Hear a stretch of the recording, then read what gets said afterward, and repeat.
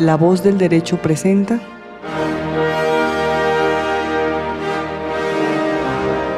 Debates constitucionales.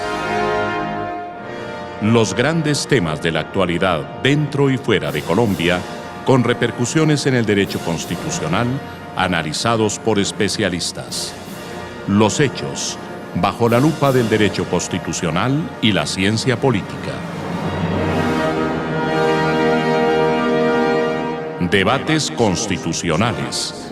Director: José Gregorio Hernández Galindo.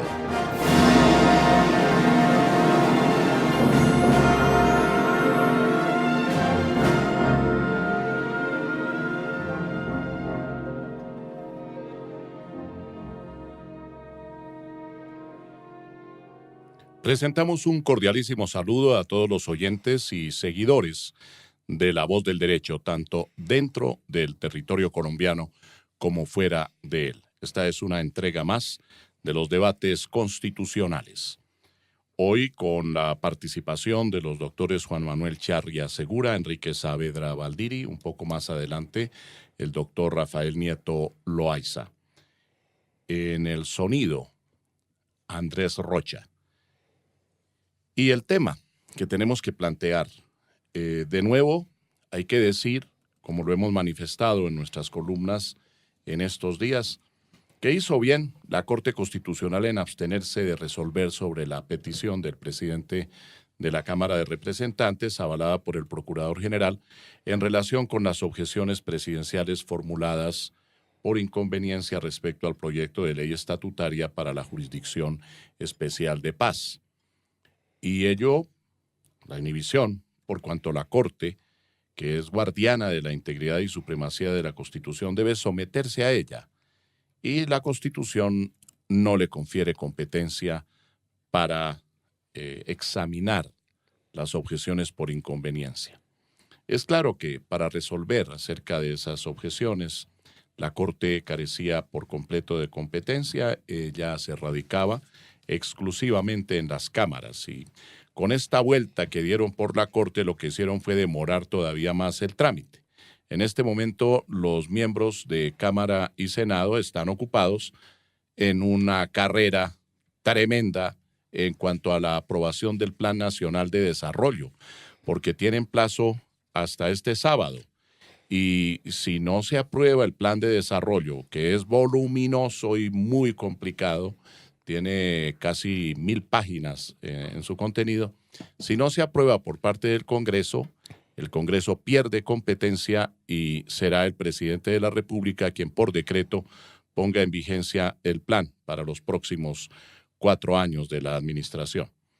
Ahora bien, sobre los aspectos constitucionales del proyecto de ley estatutaria para la JEP, ya se había pronunciado la Corte Constitucional mediante sentencia, ahora se inhibió y ello significa abstenerse de decidir, así tendría que ser, repito, por falta de competencia. No obstante, y vamos a emprender un análisis con los doctores Charria y Saavedra, hay unos puntos que me permito poner a su consideración. En primer lugar, yo creo, doctores, ustedes me dirán si están de acuerdo o no, que la Corte no ha debido resolver por fuera de proceso, ni abriendo un procesito pequeño no previsto en la Constitución, mediante auto, sobre la petición del presidente de la Cámara. Dada su ostensible falta de competencia respecto a las objeciones por inconveniencia, yo creo que lo que ha debido hacer la Corte Constitucional era sencillamente manifestar eso, que no era competente, y rechazar el escrito. A mi modo de ver, había que rechazar el escrito. En un contradictorio y extraño acto que carece de sustento constitucional, aún inhibiéndose, la Corte se ha declarado competente de todas maneras. Se inhibe en el primer punto de su decisión. Inhibitoria, perfecto, estamos de acuerdo. Pero se declara competente para examinar la decisión que adopten las cámaras sobre las objeciones por inconveniencia, sea cualquiera esa decisión, inclusive, dice el auto, si todo culmina en el archivo del proyecto y que en todo caso se le debe remitir el expediente, aunque lo hayan archivado. La Corte no puede invocar, por otra parte, a mi juicio, el acto legislativo número 1 de 2016 para fundar su competencia al respecto. ¿Por qué? Porque el trámite de las objeciones ya no está sometido al denominado fast track, que era transitorio, al cual se sometió el proyecto inicial de ley estatutaria, pero era transitorio. El fast track solo rigió hasta noviembre de 2017.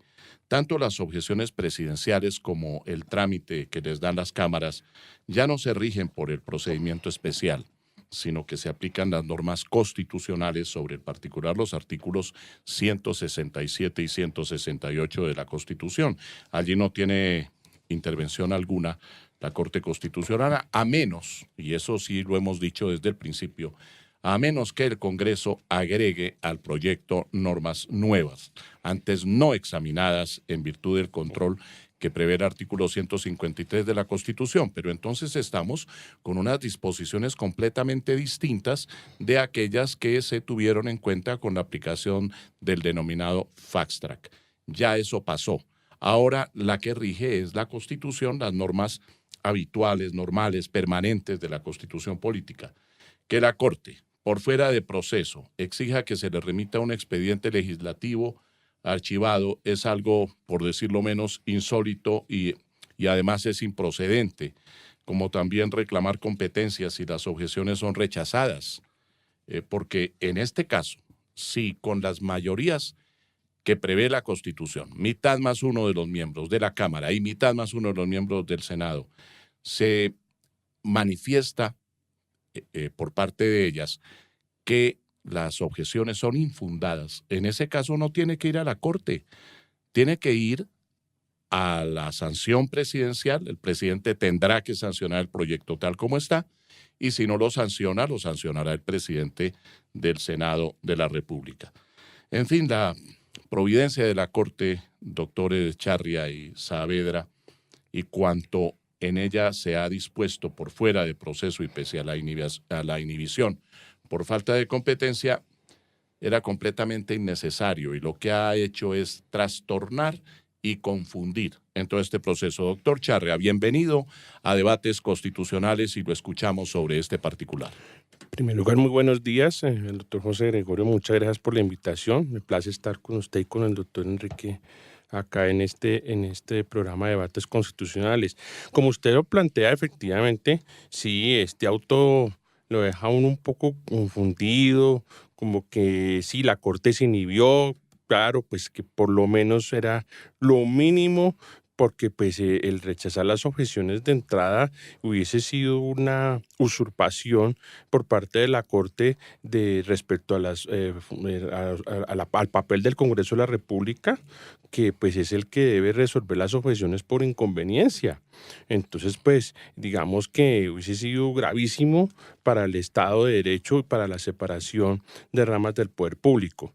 Pero se inhibió transitoriamente. Sí, se inhibió Eso transitoriamente. Es extraño. Exactamente. Entonces, como que la primera parte, como bien lo señala usted, doctor José Gregorio, se inhibe, pero transitoriamente, porque luego dice que sí, que si una vez el proyecto se ha archivado o si las objeciones pasan en su examen en el Congreso, tienen que ir de todas maneras a la Corte Constitucional. Entre otras cosas porque la Corte y la misma jurisprudencia en la sentencia C-321 de 2009, pues, Estado ponente Humberto Sierra Porto, señaló que la Corte no es competente para conocer de objeciones por inconveniencia. Y es que además la misma Constitución es muy clara en decir que las objeciones por inconveniencia no son de conocimiento de la Corte.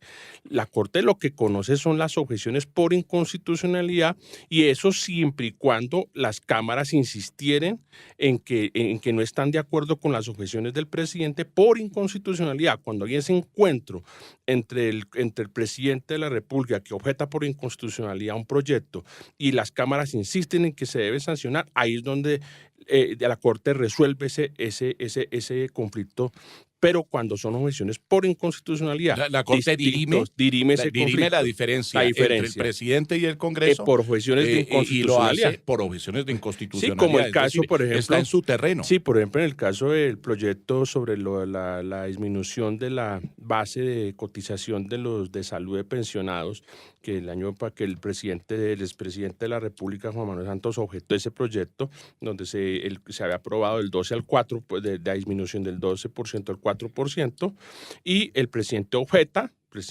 Juan Manuel Santos lo objeta, y las cámaras insisten, y la Corte, no recuerdo ahora el número de la sentencia con exactitud, pero ya dirimió ese conflicto. Entonces ahí pues la Corte... A propósito, lo dirimió bien mal en contra, de los pensionados. Sí, lo dirimió bien mal, pero digamos... A pesar de que el presidente de la República, Juan Manuel Santos, se había comprometido en la materia y había dicho que avalaba ese proyecto y que eso era justicia, etcétera. Sí. Y luego fueron tanto el presidente...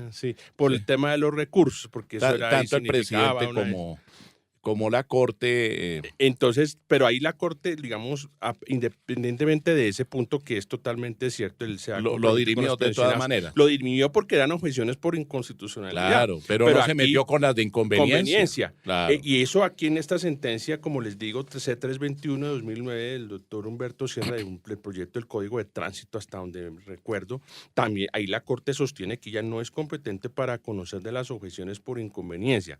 Eso por una parte. Dos, si se revisa el artículo 241 de la Constitución, en su encabezamiento es muy claro.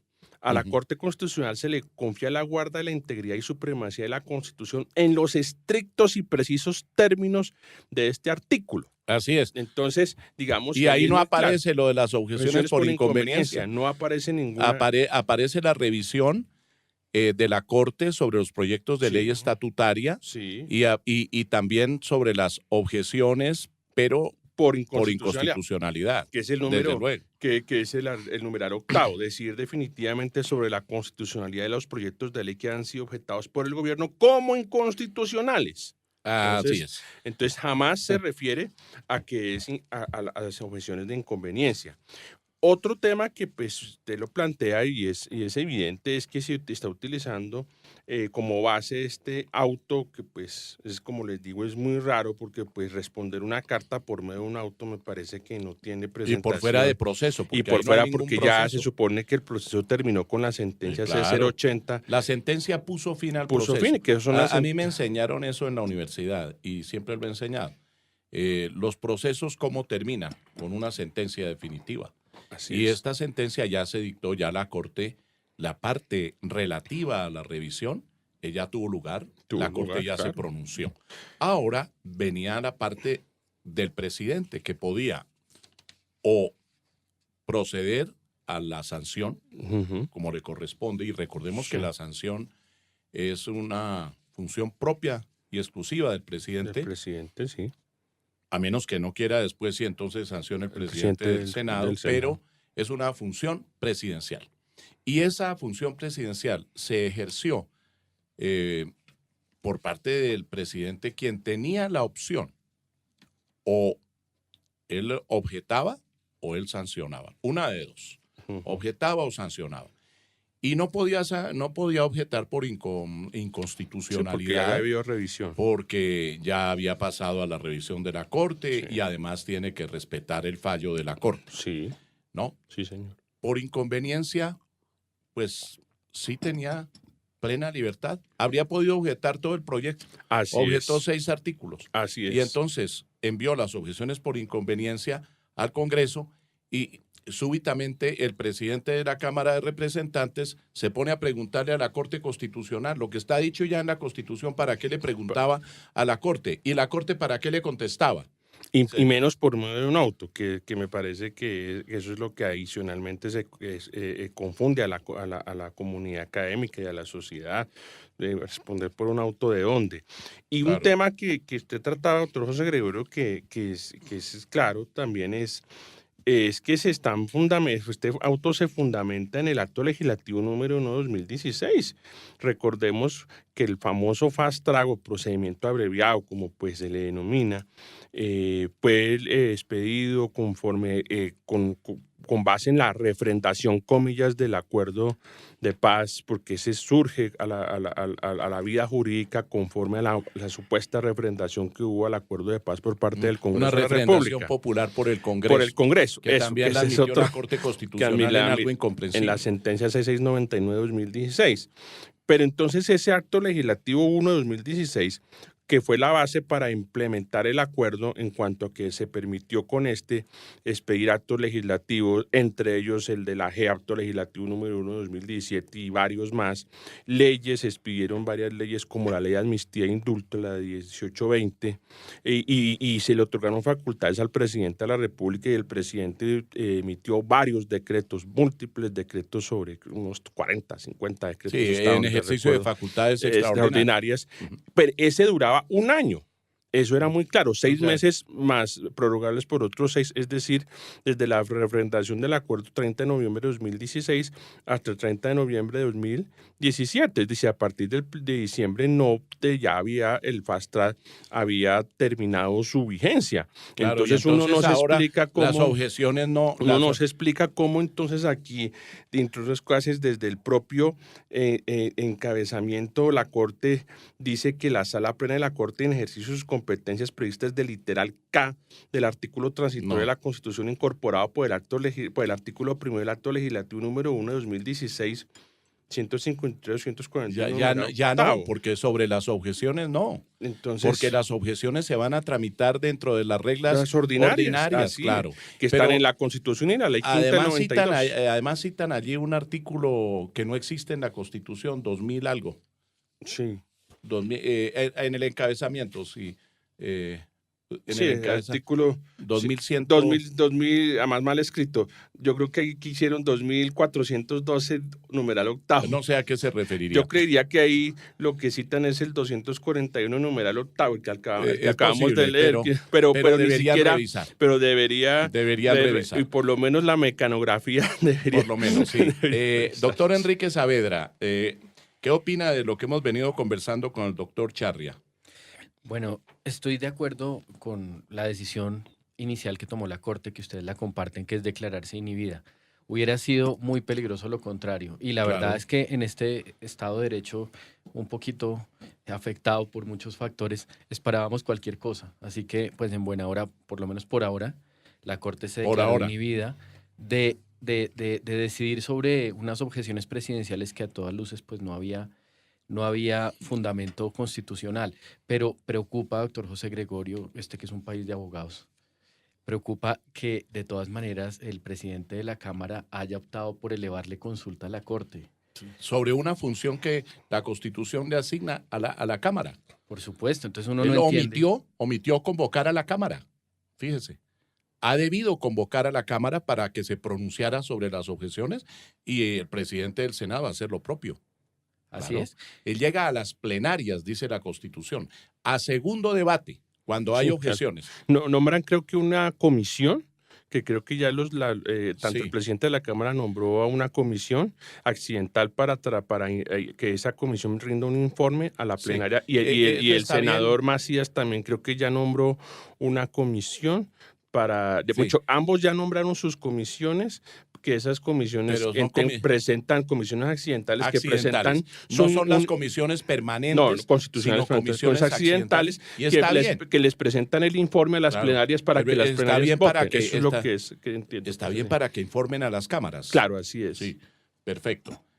Bueno, doctor Enrique, continúe. Pero entonces, uno dice el Congreso y cada UTL, en este caso la del presidente de la Cámara, tenía su cuerpo consultivo jurídico y ellos pretendieron volver a la Corte Constitucional un cuerpo consultivo, un órgano consultivo del cual carece totalmente de competencia. Correcto. Hasta donde yo sé, y ustedes sé que son pues, bastante expertos en el tema, el cuerpo consultivo en el Estado colombiano, en caso de que haya asuntos que trasciendan una rama o del poder público, sería el Consejo de Estado a solicitud del gobierno. Sala de consulta y servicio civil. Entonces, tratar de volver otros órganos consultivos cuando no le asigna la Constitución tales competencias, pues ya muestra que hay un desajuste institucional en el país.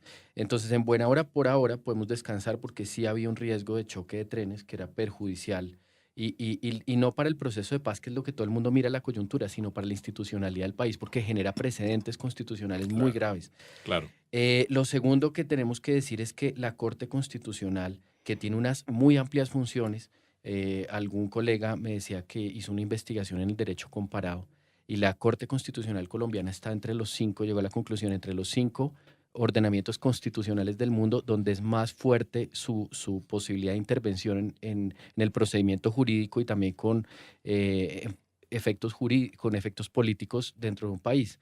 Entonces, eso está bien, digamos, lo celebramos en la Carta de 1991 porque faltaba un juez constitucional que estuviera atendiendo al ciudadano en sus requerimientos de acceder a los beneficios del Estado Social de Derecho, más bien de los derechos, pero hay que tener en cuenta que la Corte ha venido también desarrollando esas competencias de una manera que no solamente es, digamos, no solamente hay que parecer que se está actuando bajo los estrictos términos constitucionales, sino también hacer todo por parecerlo.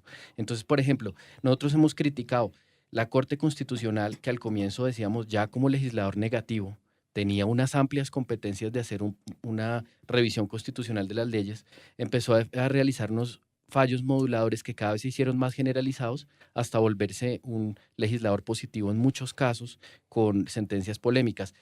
Algo que hemos criticado también en este programa es por qué las decisiones de la Corte siempre se comunican primero a través de comunicados de prensa. Y las sentencias se demoran meses, Las muchos sentencias se pueden meses. demorar Sí, 3, 4 claro. meses. O ahora ruedas de prensa, doctor Enrique. Sí, O noticias, ni porque siquiera. digamos, ya creo que la etapa de los comunicados, ahora vamos en la etapa de las noticias y estamos en la etapa de No, las ruedas de yo prensa. voy más allá. Ni siquiera ruedas de prensa, filtraciones. O Ustedes se filtraciones. dieron cuenta esta semana. La filtración. Se filtró que la Corte Constitucional iba a declarar inexequibles las objeciones presidenciales por inconveniencia.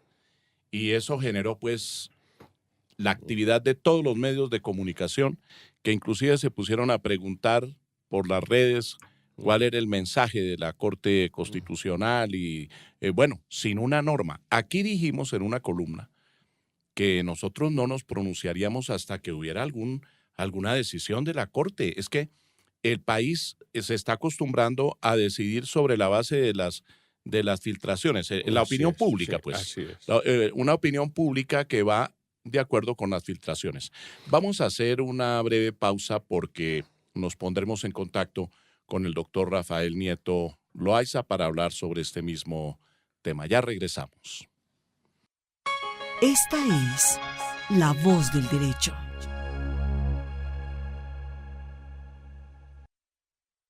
Estamos de regreso en debates constitucionales aquí en La Voz del Derecho.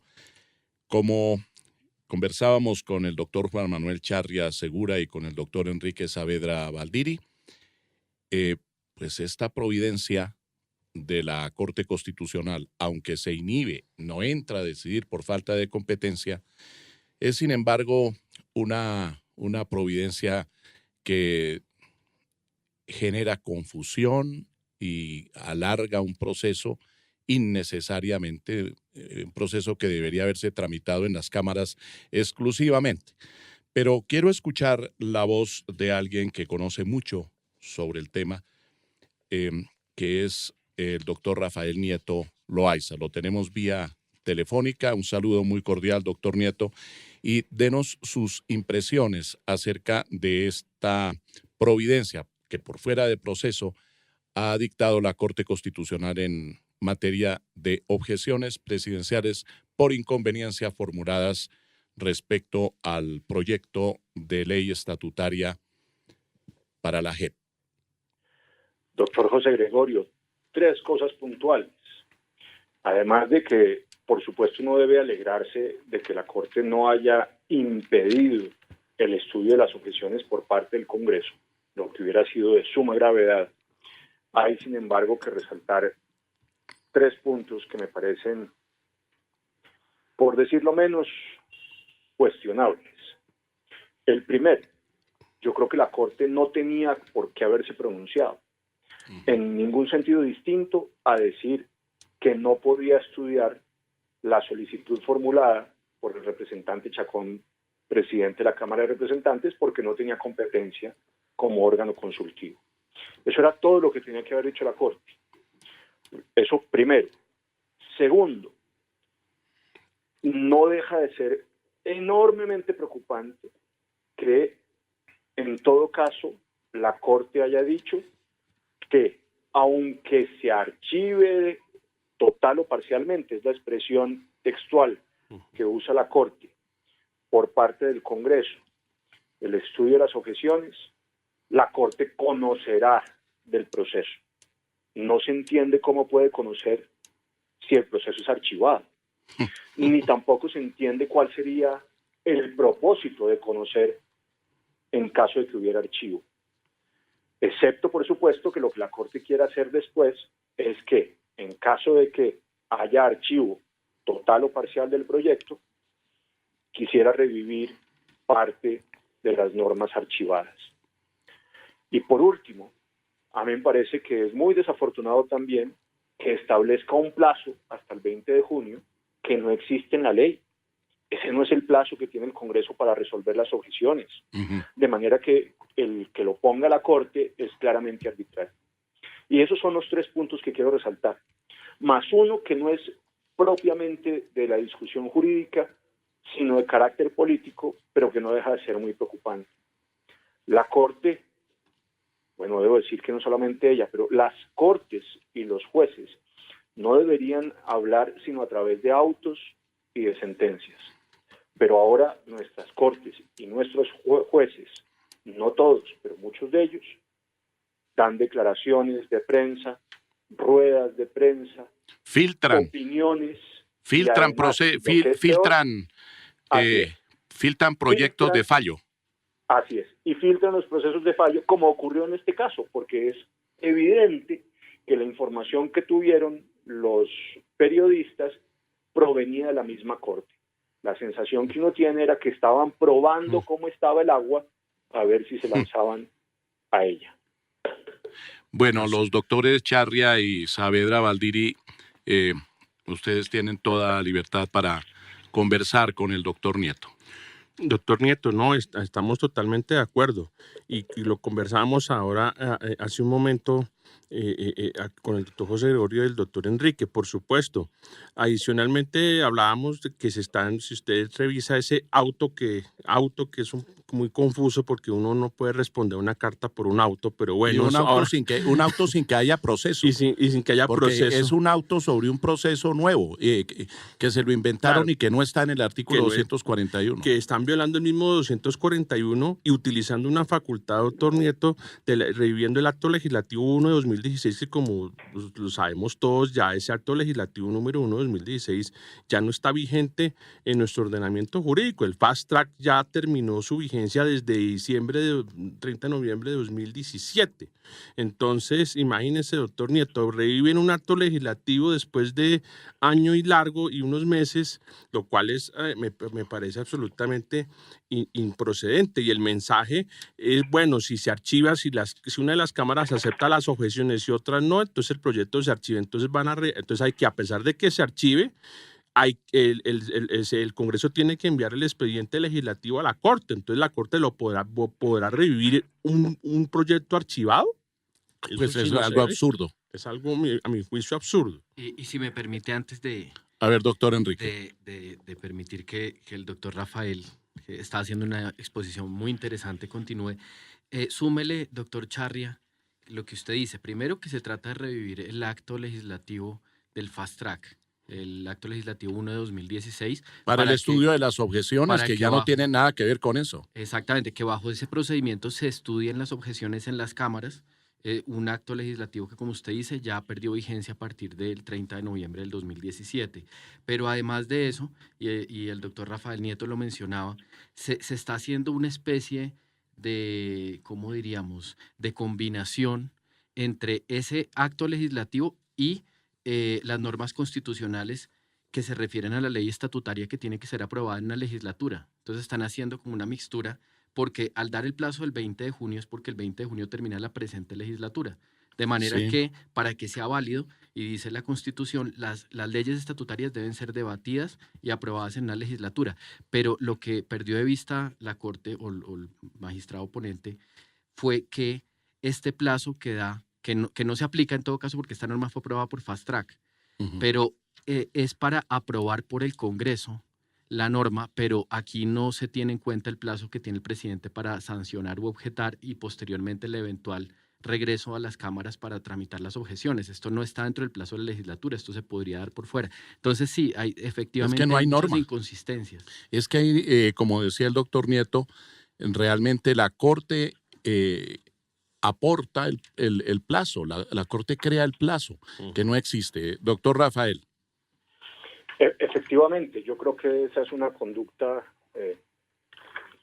incorrecta por parte de la Corte, pero si nos queremos ir un poquito más allá, yo me atrevo a pensar que ese esfuerzo por insinuar que se puede revivir el acto legislativo es un esfuerzo para justificar la competencia, pero que creo que deberíamos ver más allá de este caso en particular. Es decir, yo creo que en el fondo lo que estaba haciendo la Corte es enviando el mensaje de que si es necesario, interpretará con base en ese acto legislativo para asumir competencia donde no la tiene y usar para la protección del acuerdo con las FARC unas normas que ya no están vigentes. Y eso es lo que me parece al final más preocupante de todo este esfuerzo de la Corte. Eso y una tentación sistemática en la que viene cayendo, y es en la de atribuirse competencias que no tiene. El principio de legalidad, que era tan caro, tan cercano a nosotros, no parece ahora de ninguna manera algo que tenga en consideración la Corte, ni algo que la limite. La Corte se da a ella misma la norma para poderse mover a sus anchas, sin importar si efectivamente la norma está o no está en el ordenamiento jurídico. Y eso me parece a mí de una enorme gravedad. Me hace acordar las declaraciones de Augusto Ibáñez, que en paz descanse, cuando sostuvo, siendo presidente de la Corte Suprema de Justicia, que estábamos entrando a la era del gobierno de los jueces. En el fondo, creo que eso es lo que hay detrás, un mensaje de que la Corte Constitucional asumirá competencias, aunque no las tenga, si las necesita para defender una posición política en relación con el pacto con las FARC. Con una característica adicional, y comparto plenamente lo que está diciendo el doctor Nieto, es lo siguiente: la Corte nos está diciendo que de todas maneras, aunque no lo hace en este momento, eso dice la providencia, no lo hace en este momento, sí se va a ocupar Lo de va a hacer. estudiar si las objeciones en realidad son por inconveniencia. Así es. Recordemos que el Procurador General de la Nación, que avaló también el escrito del presidente de la Cámara y se pronunció públicamente sobre el tema, había afirmado que esas objeciones en realidad no eran por inconveniencia, sino que estaban disfrazadas, más o menos, así le entendimos, que las objeciones por inconveniencia, por inconstitucionalidad, estaban disfrazadas de objeciones por inconveniencia. Yo no lo creo, ¿no? Pero la Corte sí se está reservando la posibilidad hacia el futuro, cuando ya todo salga del Congreso, Así entonces es. va a decir, yo voy a mirar si esas objeciones tenían algún contenido de objeciones por inconstitucionalidad. Eso me parece grave, y me parece todavía más grave que se obligue al presidente del Senado a enviar a la Corte no solamente el expediente archivado, sino en el evento de que haya archivo, sino que también diga que es en cualquier caso, que cualquier sea el resultado. Y resulta que el resultado en el caso de rechazo de las objeciones no es otro que el que señala la Constitución. Eso tiene que ir al presidente de la República. Doctor Nieto, ¿cómo le parece? si se rechazan las objeciones por parte del Congreso, lo que le corresponde al presidente de la República es proceder a la sanción y la promulgación de la ley. No tiene que ir a la Corte para nada. No tiene que ir a la Corte Exactamente. para absolutamente nada. Así es. Eso me parece a mí que es bastante claro en la Constitución Nacional y tiene un sentido desde la perspectiva de la democracia. En última instancia, cuando se trata de una colisión entre la opinión política de conveniencia sobre un proyecto de ley entre la que tiene el presidente de la República y la que puede tener el Congreso, tiene que primar la del Congreso. Y tiene que primar la del Congreso porque el Congreso es por definición el órgano central en un sistema democrático, es la voz del pueblo. Y la voz del pueblo tiene que primar sobre la voz del presidente. El presidente cumple una función en la construcción de la ley, estudiándola y teniendo la posibilidad de presentar las objeciones, pero claramente, si en las objeciones por inconveniencia la posición del Congreso es distinta a la del presidente, tiene que primar la del Congreso. Y hecho este ejercicio, lo único que cabe ahí, no puede ser de otra manera, es que el presidente proceda a la sanción y a la promulgación de la norma, y si no lo hace, tiene competencia para hacerlo el presidente del Congreso, que es el presidente del Senado. En este momento ya no cumple ningún papel la Corte Constitucional.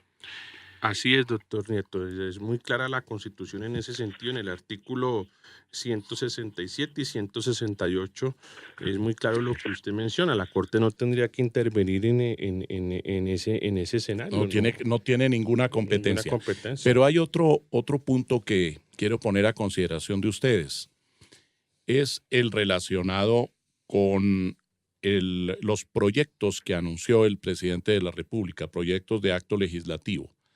Me ha dado por pensar, viendo el auto y todo lo que se ha venido discutiendo sobre el particular, que quizá la Corte quiera ampliar sus facultades para dejar como cosa juzgada algo que impida hacia el futuro las reformas. Ya están hablando muchos del famoso blindaje que se quiso consagrar en el acto legislativo número 2 de 2017, que durante 12 años no se podía modificar absolutamente nada del acuerdo de paso de las normas o de las normas que se expidieran.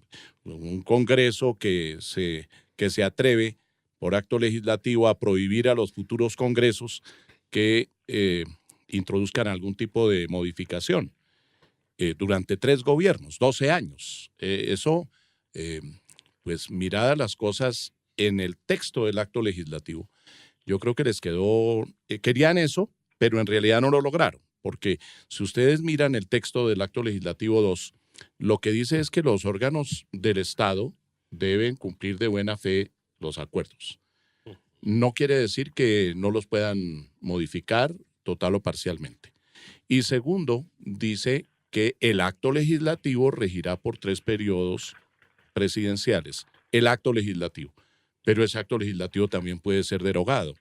Me parece que quizá la Corte quiera atravesarse y decir que el presidente no puede presentar proyecto de reforma en esta materia y quizá fundarse en el acto legislativo 2 de 2017. ¿No le parece, doctor Nieto? Yo creo que ese es un riesgo que nos vienen insinuando desde incluso antes de la firma de la segunda versión del acuerdo con las FARC, que me parece en todo caso que desde una perspectiva jurídica y desde una política es no solamente una insensatez, sino un imposible. ¿Qué quiero decir con esto? Primero, nuestra Constitución no reconoce cláusulas pétreas. De acuerdo. No hay nada en la Constitución que no se pueda modificar o cambiar. Incluso, yo sé con todo el respeto aquí, doctor José Gregorio, la teoría de la Corte de los pilares de la Constitución es una teoría que es una construcción jurisprudencial. No existe nada que haga pensar que existen tales pilares en la Constitución misma. Pero digo, en todo caso, si existiesen tales pilares, eso no significa que no se puedan cambiar por vía de una asamblea constituyente o, digo yo, de un referendo, es decir, de una manifestación del constituyente primario directa. de manera que una pretensión de que un constituyente derivado como es el Congreso le impida a los futuros constituyentes derivados una modificación de lo que ellos pactan es ciertamente un imposible a la luz de nuestra constitución política. Pero yo me atrevo a decir que no es solamente la discusión jurídica, que para mí es bastante clara, es que en el fondo, aunque tal pretensión exista, si se produce el acto legislativo, no hay manera de atajarlo, porque políticamente tiene legitimidad plena ese ejercicio, más una fuente adicional que uno tiene que traer a colisión sistemáticamente, porque si no se olvida, hay muchos que quieren olvidarlo, y es que cuando se sometió el pacto con las FARC al plebiscito, un plebiscito que hay que recordar, se inventaron, con unas reglas de juego que se inventaron, modificando unos umbrales hacia abajo también, digamos que cambiaron las reglas de juego para tratar de sacar adelante el plebiscito y aún así ganó el no. Luego, la fuente de legitimidad para un cambio constitucional de lo que se pactó y por tanto del acto legislativo que reflejó lo que se pactó es perfectamente clara. De manera que no hay límite jurídico posible para la acción del Congreso en relación con lo que este anterior pactó como reforma constitucional, si lo que se pretende son hacer cambios, y yo me atrevo a decir, tampoco hay un límite político para que esos cambios puedan ocurrir, porque hay una doble fuente de legitimidad. La que produce el plebiscito por un lado, el triunfo del no en el plebiscito por un lado, y por el otro, el poder que tiene político, soberano, el Congreso de la República. Ahora, en cuanto a la competencia del presidente, uno podría agregar, primero, que no hay límite para las propuestas de reforma constitucional que pueda hacer el presidente en la Constitución, y por el otro lado, que también él tiene, en este caso concreto, Iván Duque, con nombre propio, una fuente de legitimidad política adicional, democrática, y es que durante su campaña y de manera expresa dijo que iba a hacer unas modificaciones al pacto con las FARC. Luego tiene facultad, acá uso el término no en el sentido jurídico, sino en el sentido político, para legitimidad para presentar una reforma constitucional que pueda alterar parte de lo que se pactó, porque eso fue lo que dijo en campaña y lo que sus votantes, por mayoría suficiente, votaron también. De manera que uno lo que tendría que decir es que el presidente Duque tiene todas las fuentes de legitimidad para presentar los actos legislativos de reforma al pacto y a los mecanismos generados para poner en vigencia jurídica ese pacto que le sean necesarios. Doctor Enrique. Bueno, hay 3 puntos de lo que se ha discutido que me parecen muy interesantes. Primero, viniendo pues de una mención que usted hacía, doctor José Gregorio, el país debe tener claridad porque a través de, aquí hay un componente político en el ambiente, pero no se puede tergiversar lo que dice la Constitución. Entonces, hay claridad en que esas objeciones que muchos han pretendido, incluso fue la declaración del procurador Carrillo como veedor de la legalidad en Colombia, diciendo que se estaban disfrazando unas objeciones por inconstitucionalidad que verdaderamente eran, manifestándolas como objeciones por inconveniencia. Eso es de mucha gravedad porque no se puede secuestrar las competencias del presidente de la República, que en materia de inconveniencia no están regladas ni pueden estar regladas. Escuché quienes dijeron, por ejemplo, que había jurisprudencia que decía en qué casos, y puede existir a título de ejemplo, hay inconveniencia para objetar una ley, un proyecto de ley, pero eso de ninguna manera puede ser unas causales taxativas, sino que el juicio de inconveniencia es un juicio, por supuesto, abierto en criterio del presidente. Segundo, me parece muy importante, y ahorita el doctor Rafael Nieto estaba hablando sobre que no puede haber cláusulas pétreas. Y al respecto es bueno citar la sentencia C-141 del 2010, que fue la que resolvió sobre el proyecto de la segunda reelección presidencial, que habló el límite de reforma de la Constitución. Y está claro que esa es la interpretación constitucional, y es que está permitido, bien sea por el constituyente primario o por el Congreso, mediante acto legislativo o por una asamblea, reformar la Constitución en todos los aspectos y materias que sean necesarias, excepto en lo que se refiere, en el caso de asamblea sí está abierto a todos los casos, pero en el caso de bien sea referendos o bien sea de actos legislativos, está limitado al hecho de que una reforma no puede implicar una sustitución y quedó claro hasta qué Esos son los punto. pilares de los que habla el doctor Nieto, pilares que les manifiesto a ustedes, porque como el doctor Nieto hizo referencia a una posición que sentó la Corte Constitucional, les manifiesto, durante los primeros 9 años de actividad de la Corte Constitucional, nunca se llegó a dictar ninguna providencia que acogiera una tesis según la cual pudiera la Corte fallar sobre reformas constitucionales desde el punto de vista de fondo. Solamente se asumía por motivos de forma, como lo consagran los artículos 241, numeral primero, y 379 de la Constitución. La providencia que habló ya de los pilares constitucionales, de la esencia de la Constitución y de la teoría de la sustitución constitucional, esa es una providencia del año 2002. La C551 de 2003, magistrado ponente Eduardo Montealegre. Eduardo Montealegre Linet. Sí, ya habíamos nosotros salido de la Corte, doctor Nieto. Bueno, a ver, doctor Enrique, continúe con sus observaciones. Bueno, pero en todo caso, esas limitaciones que se han introducido a los contenidos que no pueden implicar una sustitución, en este caso no tienen nada que ver con el acuerdo o con los actos legislativos que se han aprobado en cumplimiento de los acuerdos de La Habana. Estos son, por supuesto, no hacen parte de la columna vertebral de la Constitución Es política. que ellos no son normas, pero nos quieren convencer de que los acuerdos o el acuerdo es una norma jurídica. No, Inclusive en el acto legislativo 1 de 2016 llegaron a plasmar que ese acto legislativo, ese acuerdo era... formaba parte del bloque constitucional. Sí, parte del bloque de constitucionalidad, pero además que era uno de los acuerdos especiales que prevé el artículo tercero común a los convenios de Ginebra del año 49, lo cual pues no es cierto, como lo sabe muy bien el doctor Nieto, ¿no? Y eso fue derogado después, al año siguiente, por el acto legislativo número 2, precisamente de 2017. Eso está derogado. Entonces, ese acuerdo no es norma. Para poder operar el acuerdo necesitaba unas normas, unas de carácter constitucional y otras de carácter legal. Ahora, todas son modificables, todas, a mi juicio. Yo quería dejarles una pregunta a ustedes, y es, porque hay que aclarar aspectos, digamos, que tienen que salirse de la controversia política, porque si no, no vamos a tener claridad.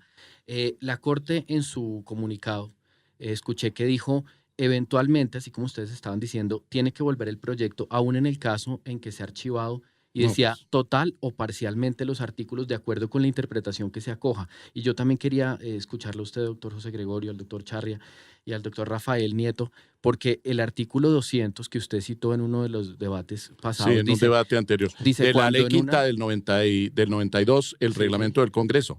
Es perentorio, ahora ya le han cambiado el texto. Pero mire, es que aquí hay claridad, porque es que se están debatiendo interpretaciones. Si llegara a haber en desacuerdo en una Cámara y en otra, o se archivan los artículos objetados o se archiva toda la ley. Aquí dice, en el artículo 200 de la ley quinta del 92, cuando una Cámara hubiere declarado infundadas las objeciones presentadas por el gobierno a un proyecto de ley y la otra las encontraré fundadas, se archivará el proyecto. El proyecto.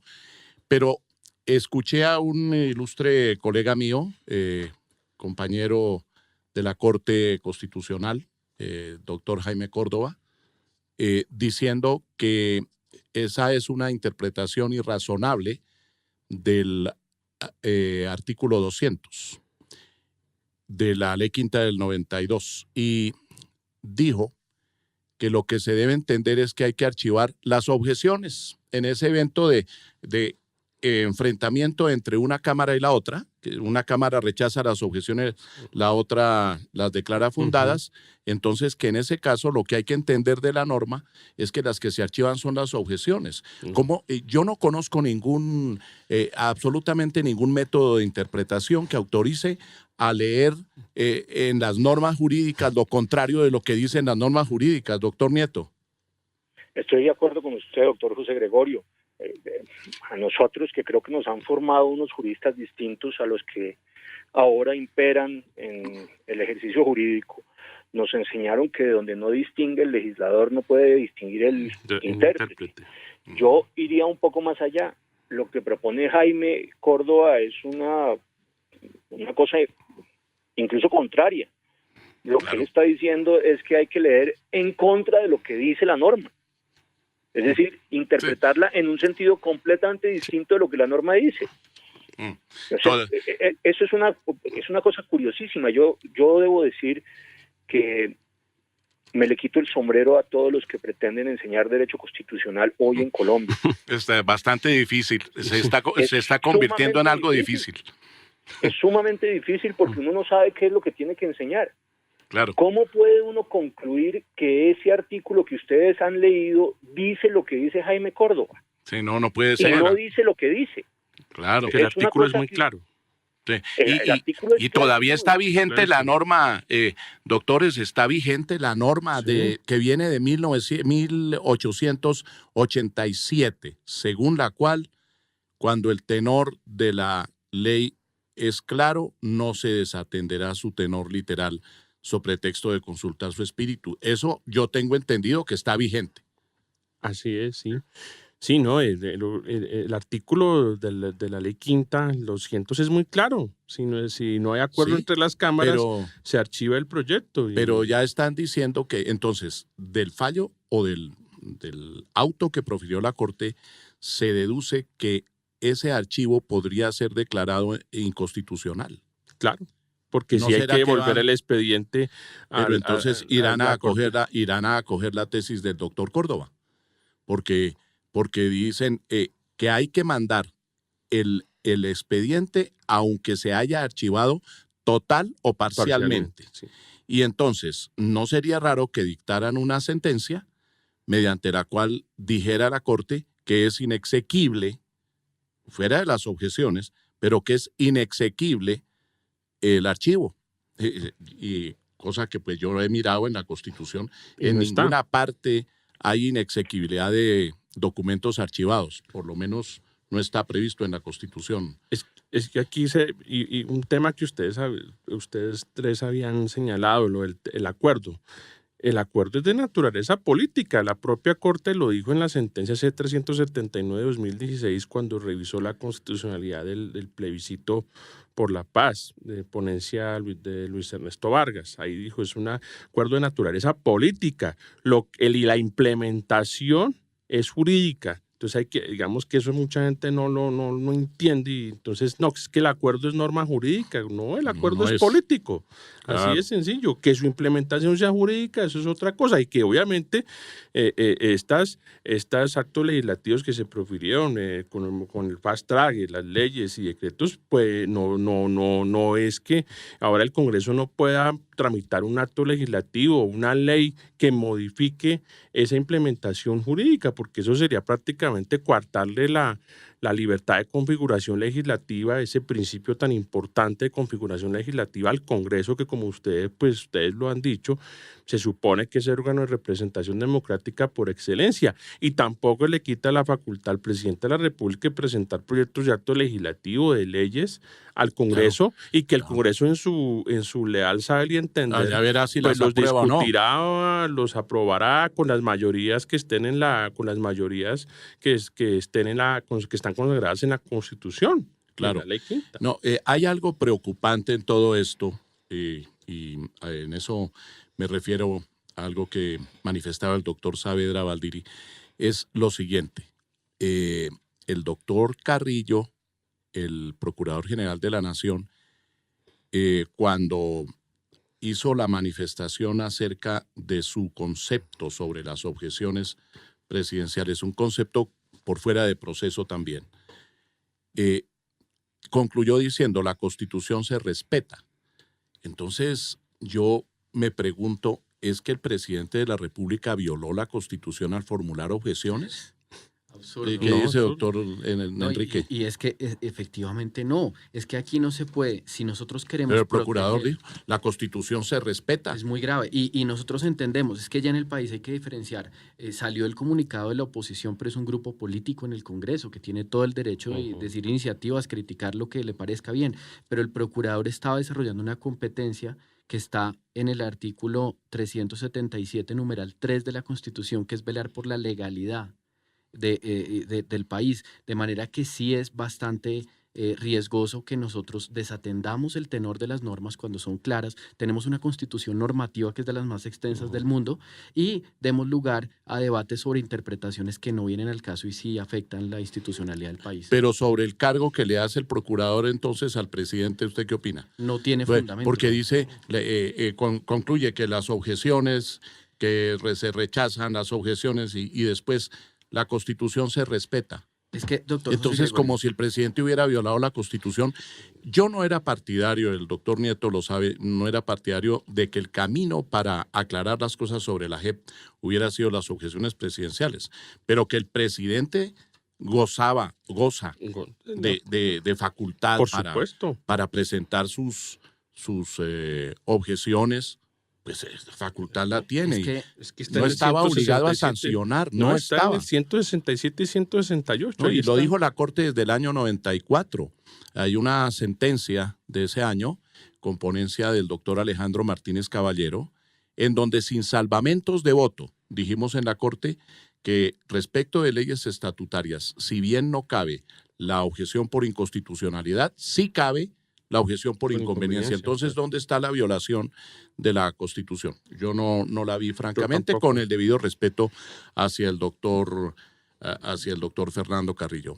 Bueno, doctor Nieto, su última intervención, porque ya se llegó la hora que usted nos señaló para retirarse de nuestra audiencia. Así es, doctor José Gregorio. Desafortunadamente en 5 minutos tengo que salir. Yo tendría que decir lo siguiente, volver a insistir en lo que ustedes ya han señalado. El pacto entre las FARC y Santos es un pacto de carácter político que no produce por sí mismo ningún efecto jurídico, que no es vinculante salvo en sus elementos políticos en su momento para el presidente Santos, pero no lo era para ningún otro poder del Estado y sin duda no tenía ningún tipo de fuerza jurídica. Para que el pacto pudiese generar efectos jurídicos era indispensable hacer los trámites constitucionales y legales pertinentes para hacer las modificaciones de la Constitución y de la ley que se requirieren. De otra manera, ese pacto no hubiera tenido ninguna vigencia en el ordenamiento jurídico colombiano. Y eso es lo primero que uno tiene que decir. Lo segundo es que si se pretendía darle a ese pacto función jurídica por sí mismo, lo que hubiéramos tenido era que los negociadores del gobierno de Santos, más los de las FARC, cumplirían funciones de constituyentes, sin tener ningún respaldo democrático ni jurídico para ello. Es decir, que habían ellos como constituyentes creado una nueva constitución a partir del pacto que celebraban en unos y otros. Eso ciertamente era un despropósito y no podía ser de esa manera. Tercero, la pretensión de que el pacto es una obligación de Estado es una pretensión no solamente arbitraria, sino que yo me atrevo a decir claramente autoritaria. No es posible que una decisión política que toma un presidente de la República, con el más noble de los propósitos, si ustedes quieren, para no entrar en la discusión, que puede ser en este caso la búsqueda de la paz, genere obligaciones hacia adelante sin que antes hubiese ocurrido un trámite de reforma constitucional. Y en ese caso lo que genera las obligaciones para adelante es la nueva norma constitucional, no el pacto previo.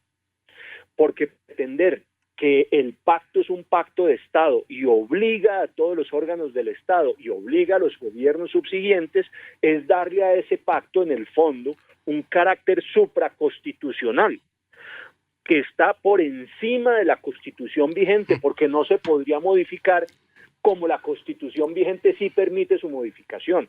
Y eso ciertamente, insisto, sería una pretensión de carácter autoritario.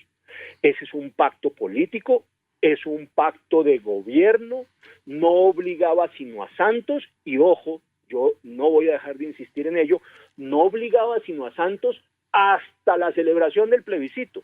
Después del plebiscito tampoco lo obligaba a él, porque manifestada la voluntad popular, a la que ambas partes habían sujetado la vigencia de su compromiso político pactado, pues ciertamente en el triunfo del no quedaban liberados de ese compromiso.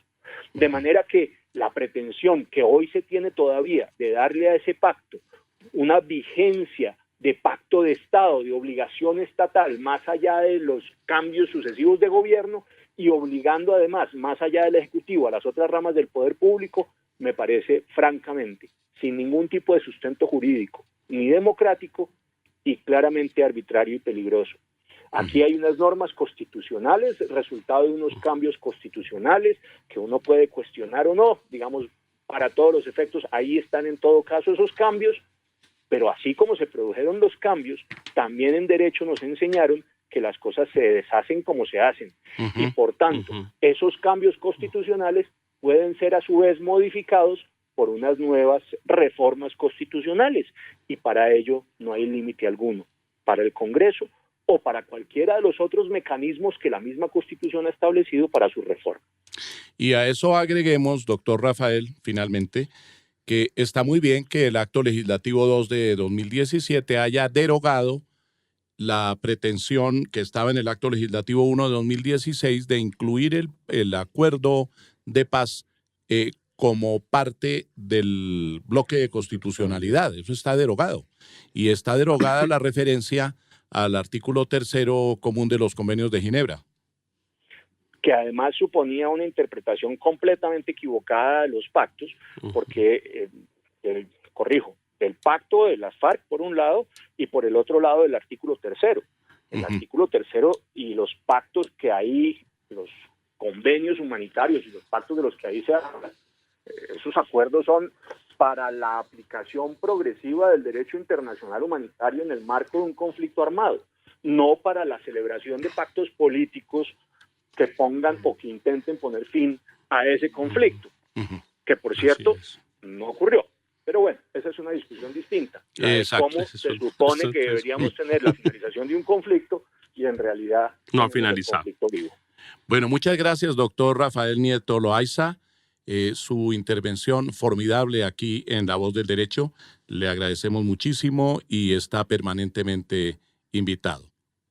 A Enrique y a Juan Manuel, muchísimas gracias, y en particular a usted, muy generoso doctor José Gregorio, conmigo, y que estoy muy agradecido por esta oportunidad para intercambiar criterios jurídicos y análisis en el programa. Muy agradecido. Hay que hacer pedagogía constitucional, doctor Nieto. Bueno, hacemos una pausa nuevamente en La Voz del Derecho y ya regresamos. Esta es La Voz del Derecho.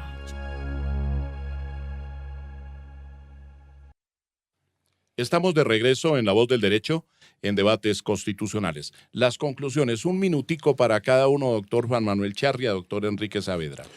Pues, doctor José Gregorio, ¿qué podemos concluir? Que pues la Corte hizo la tarea a medias, se quedó como en la mitad, como cuando se quedó porque se inhibió, y sí, esa primera parte bien, porque si no hubiese sido muy grave la usurpación de competencias al Congreso y al presidente al rechazar de tajo las objeciones. Pero creo que se equivoca todo lo que hemos dicho aquí, creo que deja para posteriormente esa revisión posterior a que ella tendrá que hacer con base a las mismas objeciones, dependiendo del trámite que se dé en el Congreso. De todas maneras, la Corte se declara competente, más allá de una competencia que no está en el artículo 141. Entonces, creo que en consecuencia la Corte hizo parcialmente bien la tarea, pero queda un camino que de todas maneras es peligroso para el futuro, porque ya esperamos saber qué sucede en el Congreso, y dependerá de lo que, digamos, de acuerdo con lo que sucede en el Congreso, pues eso tendrá igualmente que llegar otra vez a la Corte Constitucional.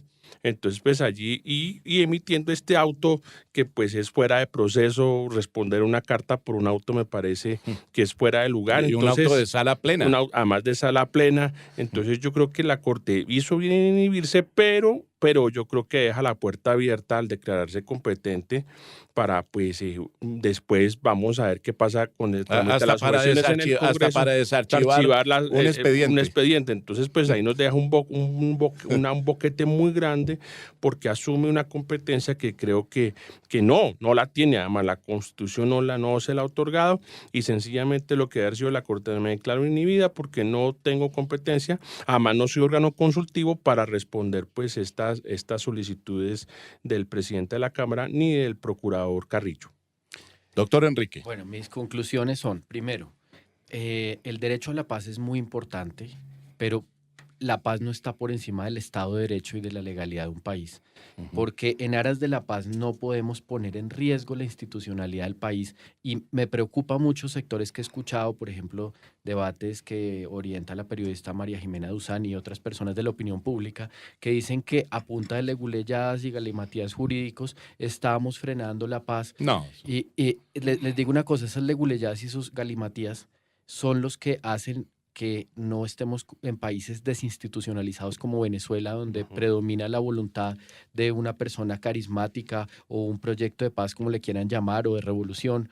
En cada país hay algún imaginario que justifica violar la ley y la Constitución, y eso es peligrosísimo cuando perdamos la seguridad jurídica. Segundo, los que están preocupados por la paz, yo les diría que no tienen razones para preocuparse porque hay seguridad frente a la protección de los desmovilizados de las FARC. Ya si ellos quieren salir de las zonas de concentración y volver a delinquir es otro asunto, pero en este momento hay garantías de que no se les va o que se les va a respetar y no se les va a irrespetar esos compromisos que hay de una desmovilización.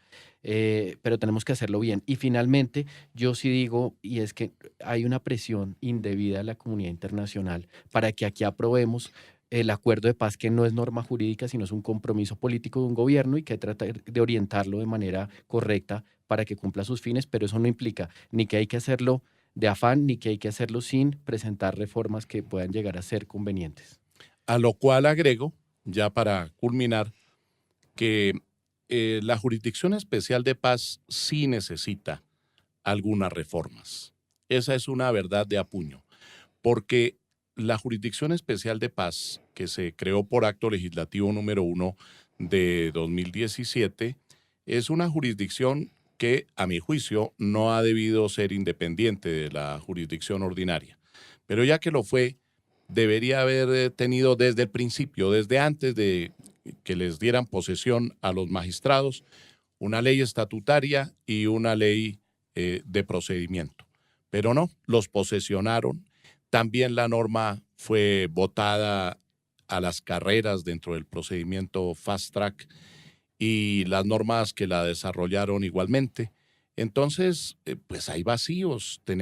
Es indudable que hay muchos elementos preocupantes que ponen a chocar a la Jurisdicción Especial de Paz con la jurisdicción ordinaria, con la Fiscalía General de la Nación. No está claro lo de la extradición. Entonces todo eso, lo de los delitos continuados, lo de los crímenes cometidos contra menores de edad, los crímenes sexuales, todo eso necesita ser mirado por el constituyente y lo relacionado con la reincidencia. Entonces hay muchos elementos que sí requieren que sin destruir el proceso de paz, sin destruir el acuerdo de paz, sin volver atrás sobre algo que ya a mi juicio es irreversible, pues que ordenemos las cosas. Es lo propio del sistema jurídico. Para eso es el derecho, para introducir el orden dentro de la sociedad. Y el mejor aporte que podría hacer el Congreso para la paz sería introducir aquellas reglas claras que necesita la Jurisdicción Especial de Paz. Muchísimas gracias a nuestros colegas, al doctor Juan Manuel Charria Segura, al doctor Enrique Saavedra Valdiri, al doctor Rafael Nieto Loaiza y a todos ustedes por su atención. Hasta el próximo programa de Debates Constitucionales. Muchas gracias. José Gregorio. Hasta luego. Muy amable.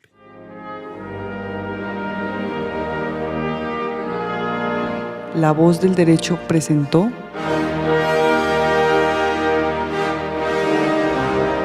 Debates constitucionales. Los grandes temas de la actualidad dentro y fuera de Colombia, con repercusiones en el derecho constitucional, analizados por especialistas.